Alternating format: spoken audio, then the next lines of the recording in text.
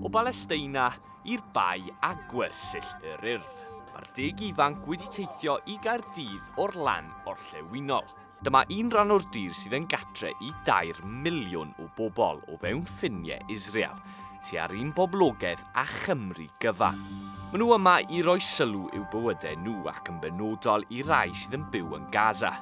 Yno mae brwydro ffyrnig wedi bod ers i'r rhyfel ddechrau, rhwng byddin Israel a grŵp o'r enw Hamas ers fis Hydref, gan olygu bod 10 o filoedd o bobl wedi eu lladd. Nôl adre, llwyddodd byddin Israel i gael unig brif stryd oedd yn arwain at dre, gan greu trafferthion anferth i deithio i mewn ag allan. Mae'n cymryd llawer o amser i bobl gyrraedd i ysgolion ac i gyrraedd gwaith. Mae llawer yn astudio'r Zoom oherwydd sydd nhw ddim yn gallu symud achos y cyfyngiadau milwrol. Rwyf yma i siarad am fywydau pobl Palestinaidd a'r hawliau sylfaenol nad ydym yn cael fel pobl, ac yn gobeithio codi ymwybyddiaeth am yr hawliau sylfaenol hyn. Mae byw dan rheolaeth filwrol yn her. Does dim rhyddid i symud gan fod gan yr Israeliaid bwyntiau gwirio o'n cwmpas sy'n golygu na allwn deithio yn hawdd.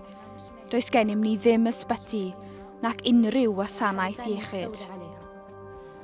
I mi mae Cymru yn wlad berffaith gyda phobl hynod grosawgar a charedig iawn. Fe wnaethon nhw ein croesawu ni ac rydyn ni'n eu hoffi nhw'n fawr iawn. Yn ôl Israel, Hamas sy'n reoli Gaza sydd wedi achosi ryfel ar ôl iddyn nhw ladd dros 1,000 o bobl mewn digwyddiad yn Israel ym mis Hydref. Mi gafodd nifer o bobl eu cipio hefyd gan Hamas. Mae Israel yn dweud fod rhaid taro nôl. Cofiwch, os ydy'r stori yma wedi cael effaith arnoch chi, mae yna gymorth ar wefan Stwnsh.